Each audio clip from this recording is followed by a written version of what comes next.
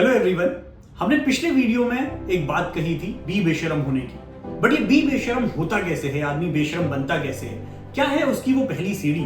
क्योंकि चाहता तो हर कोई है कि मैं बात करूं, मैं पब्लिक में बोल पाऊं। पब्लिक में क्या, मैं क्लास में बोल पाऊं, मैं जॉब में अगर 10 लोगों की टीम है तो वहां पे मैं अपना ओपिनियन दे पाऊं। बट हम में से कितने लोग दे पाते हैं, और उसके लिए वो पहला सीढ़ी, पहला स्टेप क्या है, हम आज उसी के बारे में आगे बात करेंगे। तो गाइज, मैं आपका दोस्त और आपका होस्ट अमित, डायरेक्टर मैक चौधरी मोड़, आज बात करेंगे इस पहली सीढ़ी की जिसका नाम है सेल्फ कॉन्फिडेंस।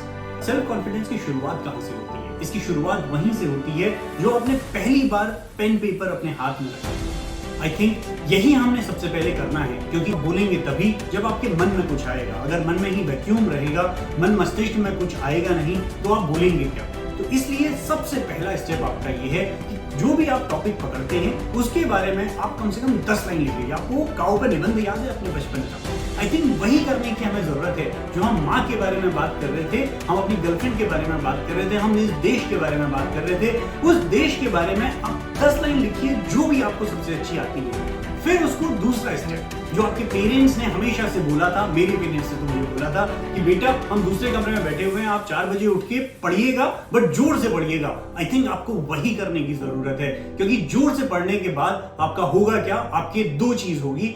एक, आपकी बोली साफ होगी। दूसरा, आप उसको रिहर्स करोगे बार बार वो 10 लाइन को।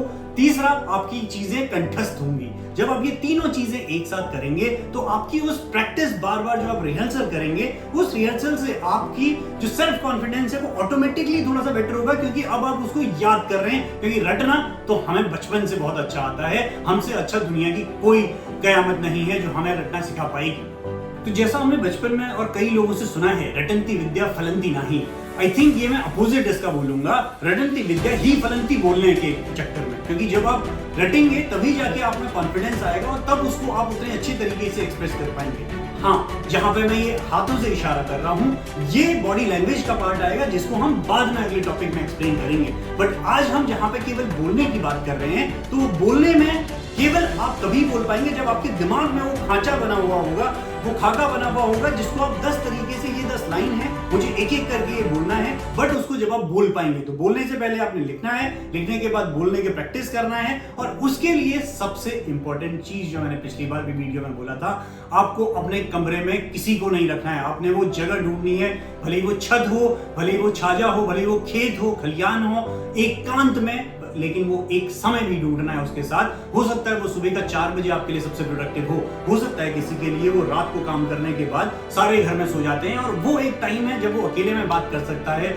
छत में जाके।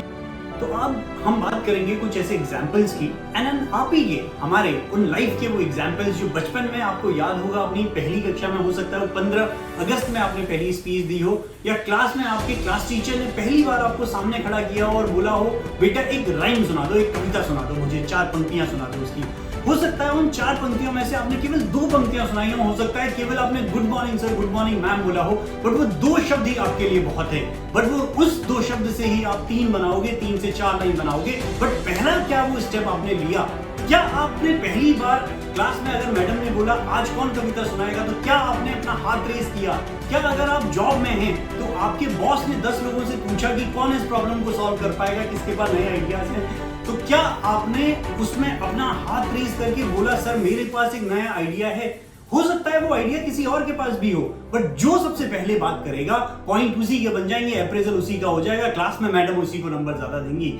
ये ध्यान रखिए। एंड हेंस सबसे इंपॉर्टेंट सेल्फ कॉन्फिडेंस के बाद है, और उससे भी पहले आई थिंक मैं कहूंगा उससे ज्यादा इंपॉर्टेंट ये है कि आप अपना हाथ रेस करिए। आई थिंक अगर आप हाथ रेस करना शुरू करेंगे, प्रैक्टिस करेंगे, इन दोनों के कॉम्बिनेशन से आपकी कम से कम पहली सीढ़ी तो पार हो जाएगी, और दूसरी सीढ़ी के बारे में हम अगले वीडियो में आपको विस्तार से बताएंगे। तो अगर आपको ये वीडियो पसंद आया तो दोस्तों लाइक करिए, सब्सक्राइब करिए, और अपने बारे में जो भी कमेंट्स आपको डालने हैं, अपने वीडियोस पोस्ट करने हैं, प्लीज पोस्ट करिए ताकि हम जान पाए आपको क्या प्रॉब्लम आ रही है, क्या आप फेस कर रहे हैं, ताकि हम उन प्रॉब्लम का एक एक करके आपको सोल्यूशन